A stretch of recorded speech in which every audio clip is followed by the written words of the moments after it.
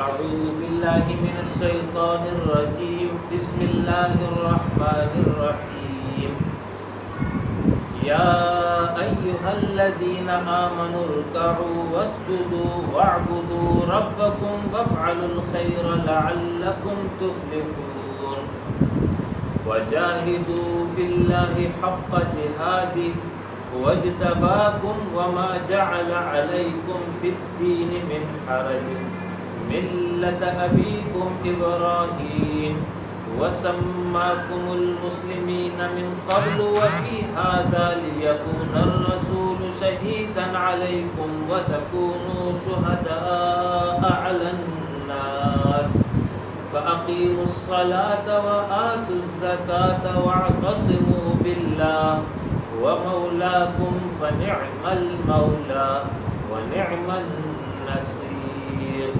صدق الله مولانا العظيم. سورہ الحج 17ویں سپارے کی آخری سورت، اس کی آخری دو آیات آیت نمبر 77 اور 78 میں نے آپ کے سامنے قرأت کی ہے.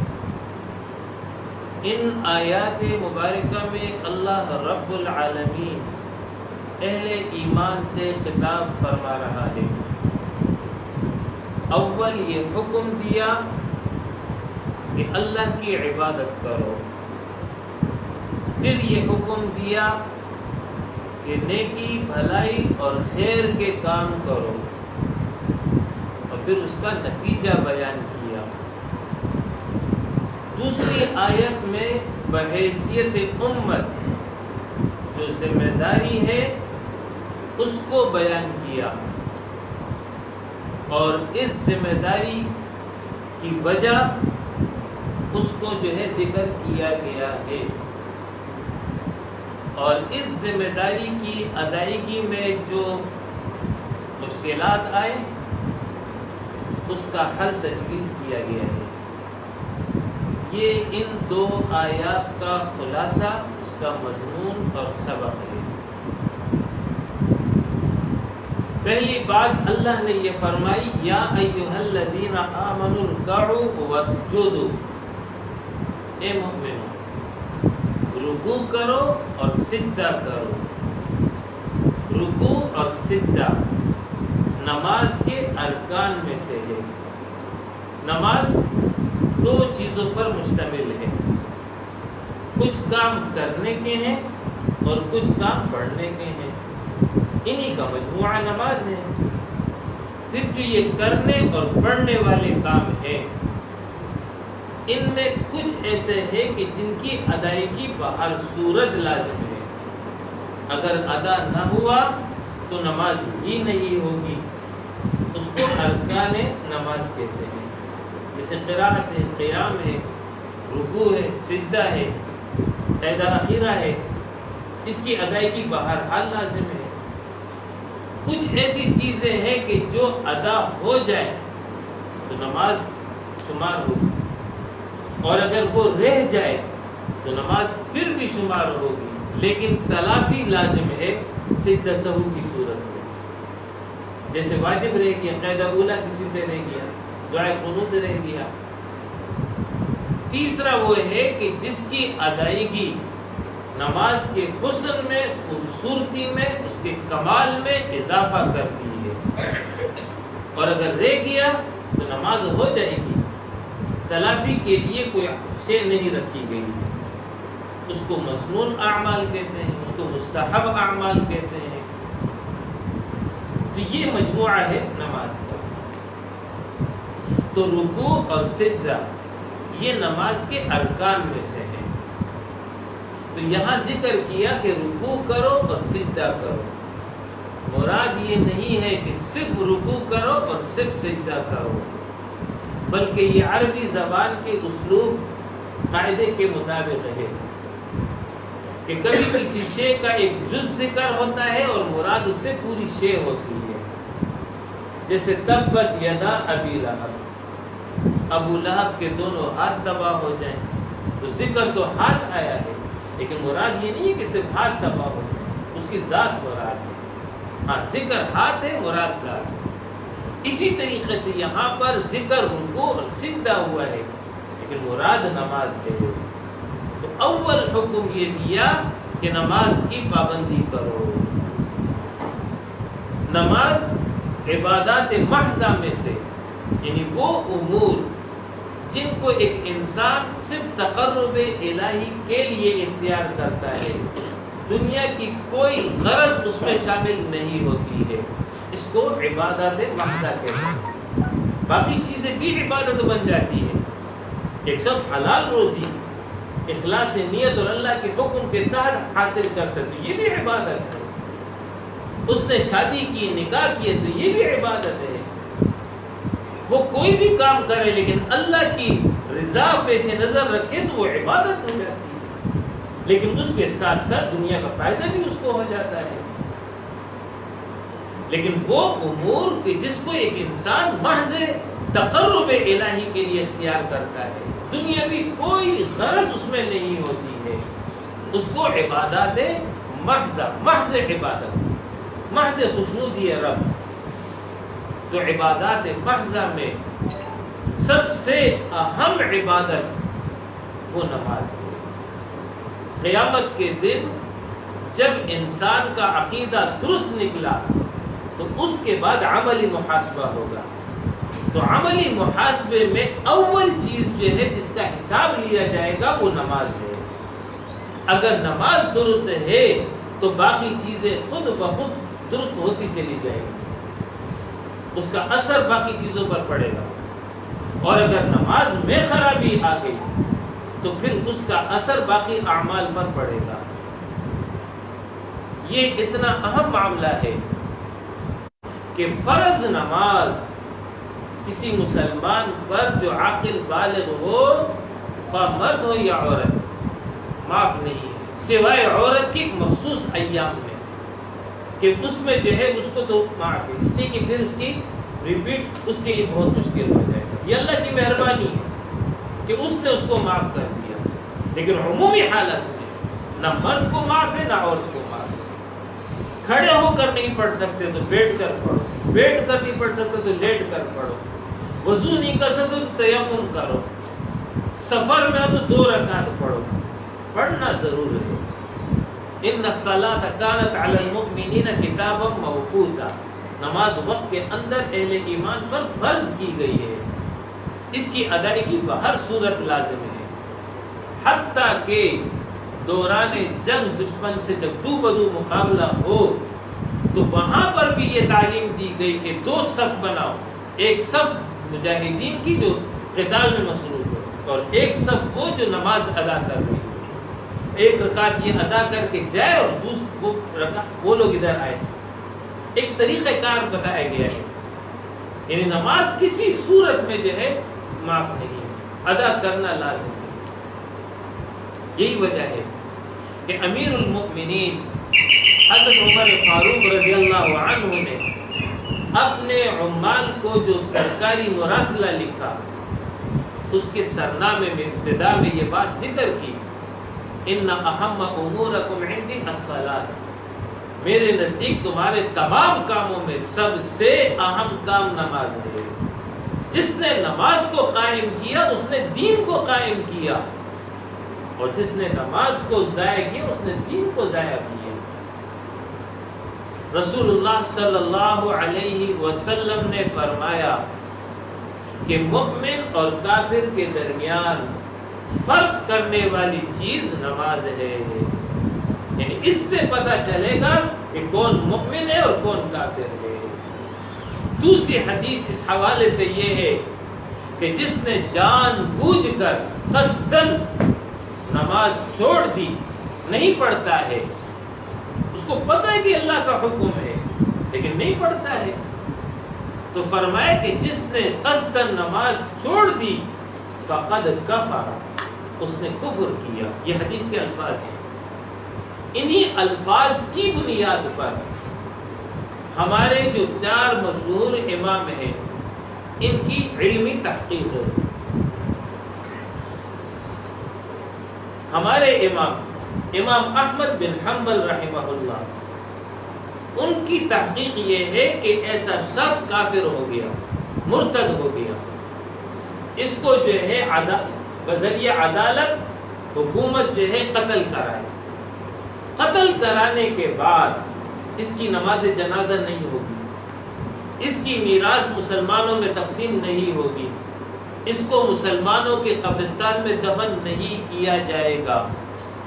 یہ امام احمد بن حنبل رحمہ اللہ کی تحقیق ہے، معمولی شخصیت نہیں ہے۔ دوسرے امام مالک، تیسرے امام شافعی رحمہ اللہ، ان دو بزرگوں کی تحقیق یہ ہے کہ اس کو گرفتار کیا جائے گا، اس کو قتل کیا جائے گا، اس کی نماز جنازہ ہوگی، اس کی میراث مسلمانوں میں تقسیم ہوگی، اس کو مسلمانوں کے قبرستان میں دفن کیا جائے گا۔ مطلب یہ ہے کہ ایمان بہرحال موجود ہے لیکن قتل اس کو کیا جائے گا۔ یہ دو اماموں کی رائے ہے۔ اور ہمارے چوتھے امام ابو حنیفہ رحمہ اللہ، ان کی تحقیق یہ ہے کہ ایسے شخص کو حکومت گرفتار کرے، جیل میں رکھے، اس وقت تک رکھے جب تک وہ نماز پڑھنا شروع نہ کرے۔ اگر نماز نہیں پڑھتا ہے جیل میں رہے گا، یا تو اس نماز پڑھے گا یا جیل میں اس کو موت آئے گی۔ اسی سے آپ اندازہ لگا لیں کہ یہ کتنا اہم معاملہ ہے۔ لہذا اللہ یہاں حکم دے رہا ہے کہ اے ایمان والو نماز کی پابندی کرو۔ دوسری بات یہ فرمائی گئی کہ وَاعْبُدُوا رَبَّكُمْ، اور اپنے رب کی عبادت کرو۔ عبادت کس کو کہتے ہیں؟ تو شیخ الاسلام امام ابن تیمیہ رحمہ اللہ، ان سے ان کے کسی شاگرد نے یہ سوال کیا تھا کہ حضرت قرآن اور حدیث میں لفظ عبادت بارہا ذکر ہوتا ہے اور یہ انسان کی تخلیق کا مقصد ہے، لغوی معنی معلوم ہے، لیکن مفہوم کیا ہے، مصداق کیا ہے، قرآن اور حدیث کا منشا کیا ہے؟ تو اس کے جواب میں انہوں نے جو لکھنا شروع کیا تو وہ باقاعدہ ایک رسالہ بن گیا۔ اس کے آغاز میں وہ ذکر کر رہے ہیں کہ العبادت ہی اسم جامع لکل ما یحبہ اللہ ویرضاہ من الاقوال والافعال الظاہر والباطن، کہ عبادت نام ہے ہر اس قول اور فعل کا جو اللہ کو راضی ہو، یعنی جس سے اللہ راضی ہوتا ہو اور جو اللہ کو پسند ہو، یعنی اللہ کی رضا اور اس کے پسند کے مطابق قول، عمل، عقیدہ اختیار کرنا، یہ عبادت ہے۔ یہ سرنامہ انہوں نے لکھا اور پھر تفصیل ذکر کی۔ الصلاۃ عبادت، الصوم عبادت، الزکاۃ عبادت، الحج عبادت، کرتے رہے 2 صفحے بھر دیے۔ پھر آخر میں خلاصہ نکالا کہ فالدین کلہ داخل فی العبادہ، دین سارا کا سارا عبادت میں داخل ہے۔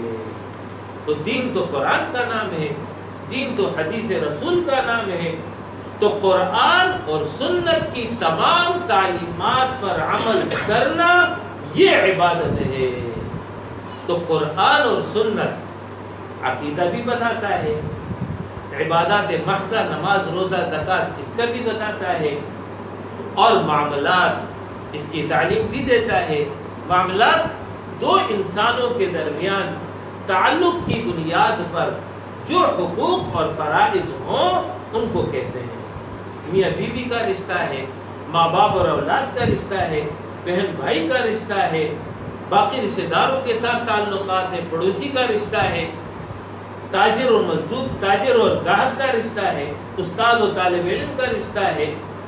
غرض اس زندگی کے اندر ایک انسان کا دوسرے انسان کے ساتھ جس نوعیت کا تعلق ہو، اس نسبت سے جو احکام لاگو ہوتے ہیں ان کو معاملات کہتے ہیں۔ تو قرآن اور حدیث تو معاملات کے حوالے سے بھی تعلیم دیتا ہے۔ چوتھا ہے اخلاق، باطن کا پاک ہونا، تکبر نہ ہو، غرور نہ ہو، حسد نہ ہو، عاجزی، انکساری، تواضع، صبر، یہ کیفیات تمہارے موجود ہوں۔ تو یہ دین کی ان تمام احکام کو اختیار کرنا یہ عبادت ہے۔ تو 24 گھنٹے 365 دن بلکہ موت کے آمد سے پہلے تک اللہ کی اطاعت لازم ہے۔ وَاعْبُدْ رَبَّكَ حَتَّى يَأْتِيَكَ الْيَقِينُ، اپنے رب کی عبادت کر یہاں تک کہ تجھے یقین یعنی موت آ جائے۔ تو وہ حکم یہاں دیا گیا کہ وَاعْبُدُوا رَبَّكُمْ، اپنے رب کی عبادت کرو۔ ہمارا مسئلہ یہ ہے، تقریباً کوئی 200-250 سال انگریزوں کے غلام رہے۔ اس سرکار نے اجتماعی زندگی سے اسلام کو بے دخل کر دیا۔ ہمیں صرف اتنی اجازت دے دی کہ ٹھیک ہے تم نماز پڑھتے تو پڑھو، روزہ رکھتے تو رکھو، زکوٰۃ دیتے تو دیتے رہو، نکاح اور طلاق کے احکام پر عمل کرتے تو کرو، میراث تقسیم کرتے تو نظام، سیاسی نظام، اس سے اسلام کا کوئی تعلق نہیں ہے۔ وہ ہماری مرضی ہے، ہم تمہارے آقا ہیں، ہم جیسا نظام تمہارے لیے مقرر کریں گے اس پر عمل کرنا ہوگا۔ تو اس دور میں مسلمانوں کے لیے اجتماعی زندگی دین کے مطابق گزارنا ناممکن بنا دیا گیا۔ تو علماء نے، اس زمانے کے جو علماء تھے، انہوں نے یہ ترتیب نکالی کہ کم از کم عقیدہ اور یہ عبادات محضہ اور نکاح اور طلاق، یہ جو مسائل ہیں، کم سے کم یہ ہم اختیار کریں، آنے والی نسلوں کو یہ پہنچائے، ورنہ آنے والی نسلیں اس سے بھی رہ جائیں گی تو دین مٹ جائے گا ہم سے۔ تو بامر مجبوری اس کو اختیار کیا گیا۔ پھر اس کے بعد ایک دور گزر گیا، 2.5 صدیاں بہت ہوتی ہیں، بڑی عمر ہے۔ تو جو نسلوں پہ نسلیں گزرتی چلی گئی، تو ہر آنے والی نسل نے اگلی نسل سے صرف نماز، روزہ، زکوٰۃ یہی سیکھا تھا، اسی کو سمجھا تھا، اسی کو دین قرار دے دیا۔ اسی وجہ سے علامہ اقبال کو یہ کہنا پڑا کہ ملا کو جو ہے ہند میں سجدے کی اجازت، ناداں یہ سمجھتا ہے کہ اسلام ہے آزاد ہے۔ تو یہ وہ غلامی والا اسلام تھا، مغلوب قوم کا اسلام تھا جو ہم تک پہنچا۔ تو ہونا تو یہ چاہیے تھا کہ جب ہمیں ایک آزاد خطہ مل گیا کہ جہاں ہم اپنی مرضی اور اپنی منشا سے دین کے مطابق زندگی گزار سکتے ہیں، تو پھر وہ دور جو غلامی کا تھا، اس دور کا جو دین تھا اس پر عمل نہ ہوتا، بلکہ جو اصلی دین تھا، جس پر جو ہے 1000 سال حکومت ہندوستان میں رہی اور اس سے قبل خلفاء راشدین کے دور میں رہی، اس دین کو اختیار کیا جاتا۔ تو اللہ فرما رہا ہے وَاعْبُدُوا رَبَّكُمْ، اپنے رب کی عبادت کرو۔ یہ عبادت مطلوب ہے انفرادی زندگی میں، یہ عبادت مطلوب ہے گھر کی زندگی میں، یہ عبادت مطلوب ہے بازار کی زندگی میں، یہ عبادت مطلوب ہے زندگی کے تمام دائروں میں۔ ایسا نہیں کہ عبادات محضہ، نماز، روزہ، زکوٰۃ، حج، ذکر، تلاوت، تسبیح، عمرہ، حج یہ اللہ کے لیے، لیکن جب کاروبار کی طرف آؤ، جب معاملات کی طرف آؤ، تو وہاں پر پھر کسی اور کی بات مانو، کبھی کرو اور کبھی نہ کرو، جو تمہارے دل کے مطابق اس کو کر لو، جو دل کے خلاف اس کو چھوڑ دو۔ تو ایسا دین اللہ کے ہاں نہیں چلے گا۔ صبغۃ اللہ ومن احسن من اللہ صبغہ، اللہ کے رنگ میں رنگنا ہوگا۔ یہ جو 2 رنگی اور یہ 6 رنگی اور 10 رنگی، یہ اللہ کے ہاں نہیں چلے گی۔ آدھا تیتر اور آدھا بٹیر، کبھی ایمان اور کبھی کفر، ایسا نہیں چلے گا۔ اللہ کو تو کامل ایمان مطلوب ہے، مکمل ایمان مطلوب ہے۔ ادخلوا فی السلم کافہ، اسلام میں داخل ہو تو پورے کے پورے داخل ہو۔ اسلام کس قدر حساس ہے اس کو ذرا سمجھیے گا۔ یہ آیت نازل ہو رہی ہے ایک خاص واقعے کے پس منظر میں۔ عبداللہ بن سلام رضی اللہ عنہ، صحابی رسول، یہ یہودی عالم تھے، ربانی عالم، انہوں نے اسلام قبول کیا.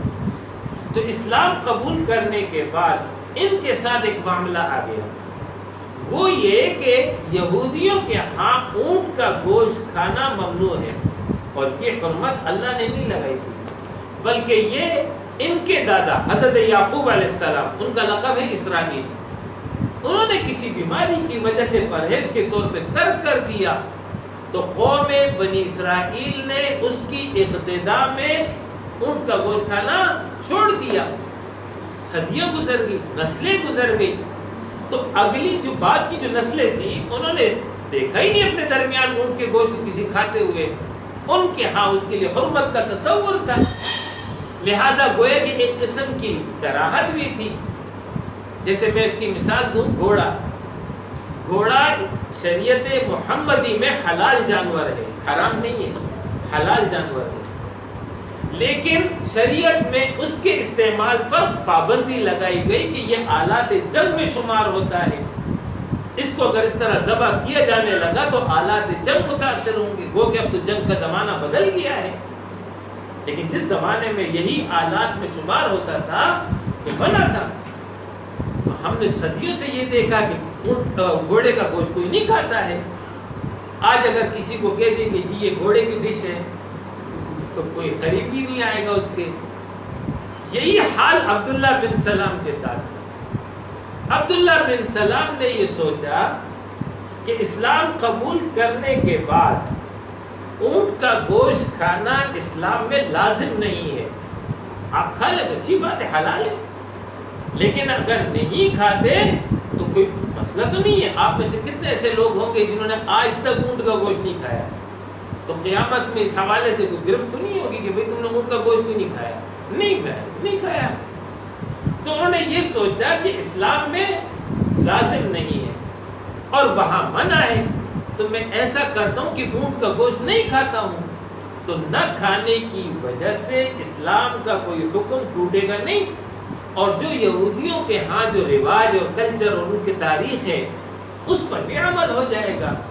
اتنا سوچا، اس پر قرآن کی آیت آ گئی، یا ایھا الذین آمنوا ادخلوا فی السلم کافہ، اے مومنو اسلام میں داخل ہو تو پورے کے پورے داخل ہو. یہ تم تصور لا رہے ہو، یہ تصور اسلام کے مطابق نہیں ہے. اپنے تصور کو بھی ٹھیک کرو، اپنے عقیدے کو بھی درست کرو، اپنے عمل کو بھی خالص کرو.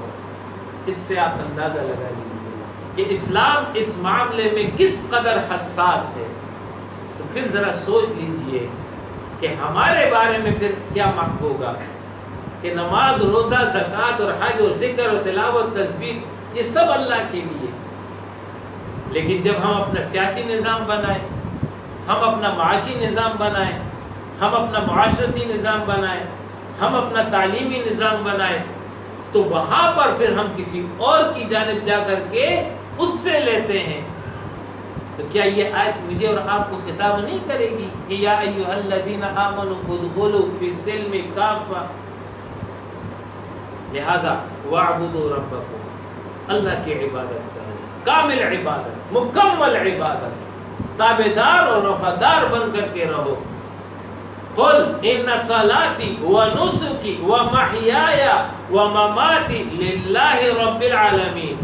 اے پیغمبر اعلان کر دو، بے شک میری نماز، میری قربانی، نماز عبادات بدنی میں سے اور قربانی عبادات مالی میں سے، میری عبادات بدنی اور میری عبادات مالی اللہ کے لیے. پھر کیا فرمایا؟ وَمَحْيَايَ، اور میری زندگی 24 گھنٹے والی زندگی، 365 دن والی زندگی، گھر والی زندگی، معاشرے والی زندگی، اجتماعیت والی، پوری کی پوری زندگی ایک اللہ کے لیے ہے. اور تو اور وَمَمَاتِي، میری موت بھی اللہ کے لیے ہے کہ میں مروں بھی تو اللہ کے لیے مروں. یہ پیغمبر کے ذریعے پیغام دیا گیا ہے امت کو کہ تم نے جو ہے اپنی پوری زندگی کو اللہ کے حکم کے تابع کرنی ہے. تب کہیں جا کر کے عبدیت کامل ہوگی۔ اصل میں عبد عربی زبان میں غلام کو کہتے ہیں۔ غلام کا اپنا کوئی اختیار نہیں ہوتا ہے، اختیار سارا کا سارا مالک کا ہوتا ہے۔ تو ہمارا مالک اللہ ہے، وہ ہمارا رب ہے، ہم اس کے بندے ہیں، تو ہمارے ساتھ عبدیت جگتی ہے۔ عبدیت سے بڑھ کر دوسرا کوئی مقام نہیں ہے۔ سب سے بڑا مقام ایک انسان کے لیے مقام عبدیت ہے۔ یہی وجہ ہے کہ قرآن مجید میں جب نبی اکرم صلی اللہ علیہ وسلم کا ذکر ہوتا ہے کسی اہم حوالے سے، تو وہاں پر صفت عبدیت بیان ہوتی ہے۔ سبحان الذی اسری بعبدہ، پاک ہے وہ ذات جو رات میں لے گیا بعبدہ، اپنے عبد اپنے بندے کو۔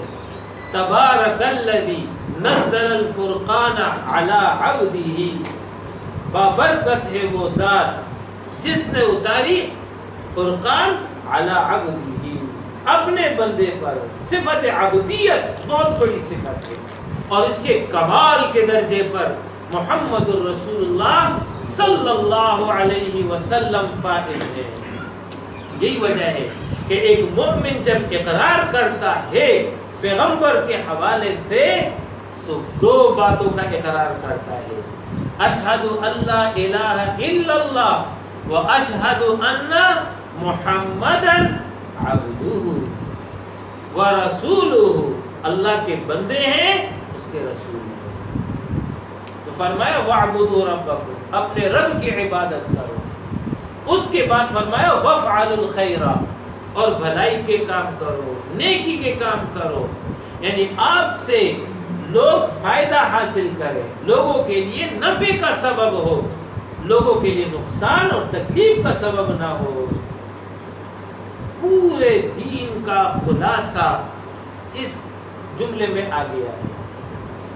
پورے دین کا خلاصہ دو چیزیں ہیں، اللہ کا حق، بندوں کا حق، حقوق اللہ، حقوق العباد، دونوں پر عمل کرو، دین پر عمل آ جائے گا۔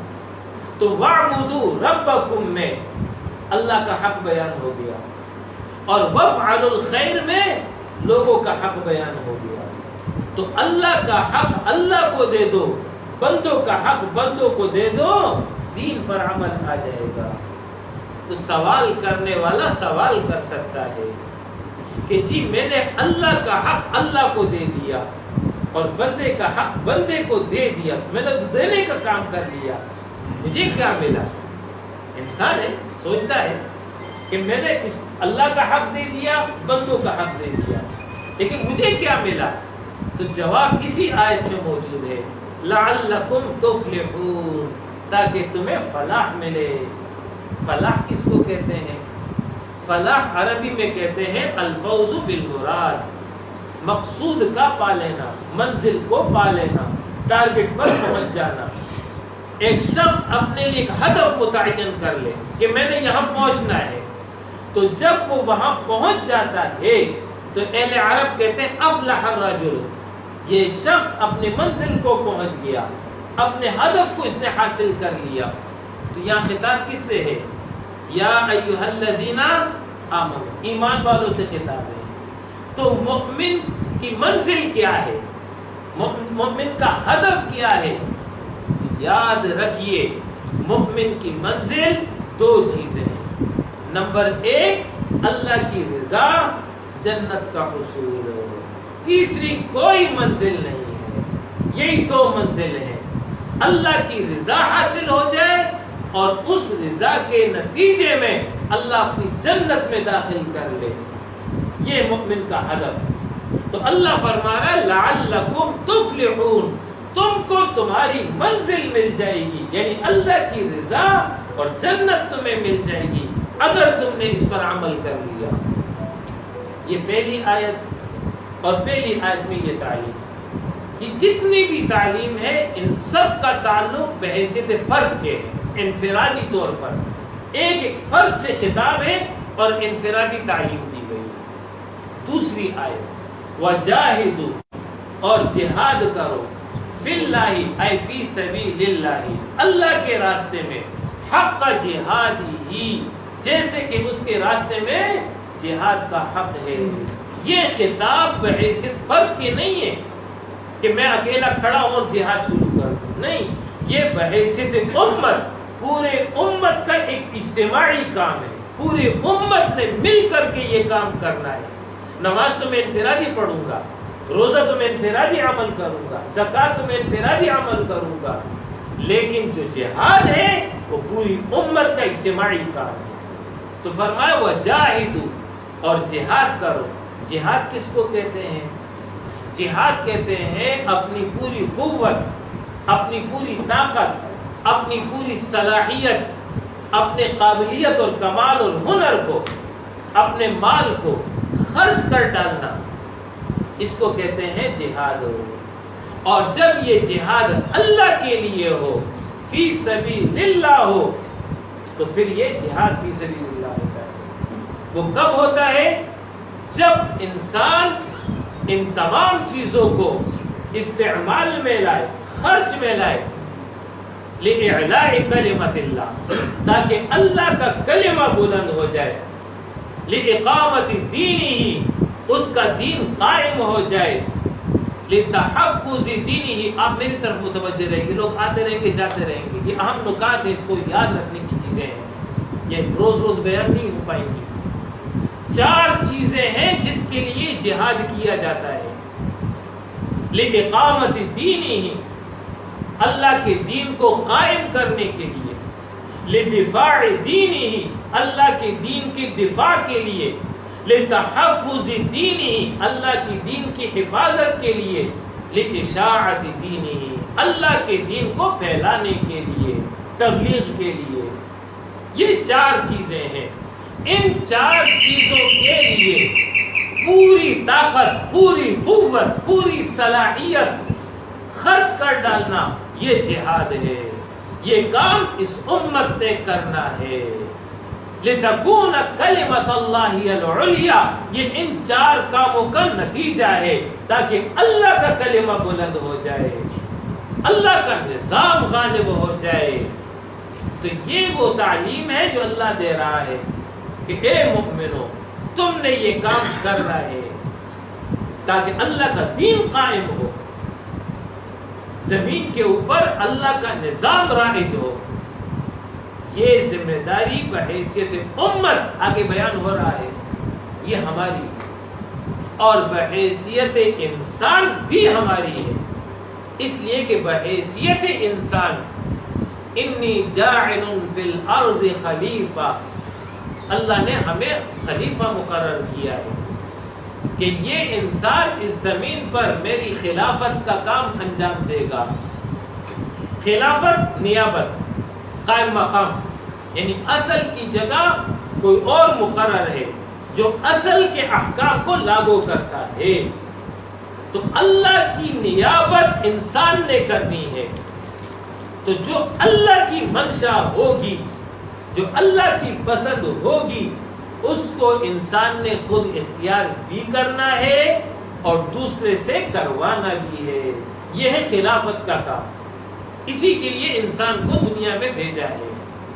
اب یہی خلافت کا کام امت مسلمہ کے سپرد ہوا ہے، اور اسی کو تعبیر کیا ہے جہاد فی سبیل اللہ سے، اسی کو تعبیر کیا گیا ہے اقامت دین سے، اسی کو تعبیر کیا گیا ہے شہادت حق سے۔ یہ کام اس امت نے کرنا ہے۔ یہ کام کیوں اس امت نے کرنا ہے؟ وجہ کیا ہے؟ وجہ قرآن بیان کر رہا ہے۔ وَاجْتَبَاكُمْ، اللہ فرما رہا ہے پہلی وجہ، وَاجْتَبَاكُمْ، اس کام کے لیے اللہ نے تمہیں منتخب کیا ہے، یعنی یہ تمہاری ڈیوٹی ہے، یہ تمہارا فریضہ ہے، یہ تم نے باہر صورت کرنا ہے۔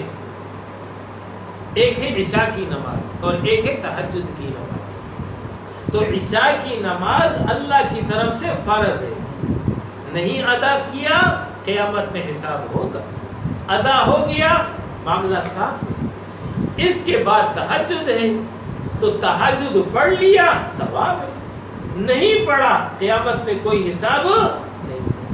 وَاجْتَبَاكُمْ، اللہ فرما رہا ہے یہ کام تم پر لازم ہے، جس طرح عشاء تم پر لازم تھی یہ بھی تم پر لازم ہے۔ یہ تہجد کی طرح نہیں ہے کہ میری مرضی کروں اور میری مرضی نہیں کروں، کبھی کروں اور کبھی نہ کروں، نہیں، هو اجتباکم، یہ تم نے بہر صورت کرنا ہے۔ یہ کام جنات نے نہیں کرنا، یہ کام فرشتوں نے نہیں کرنا، یہ کام کسی اور مخلوق نے نہیں کرنا ہے۔ قوم بنی اسرائیل مسترد کر دی گئی ہے، اس کی جگہ امت مسلمہ کو ذمہ داری دی گئی ہے۔ پہلی وجہ وہ اتباع کو، دوسری وجہ وما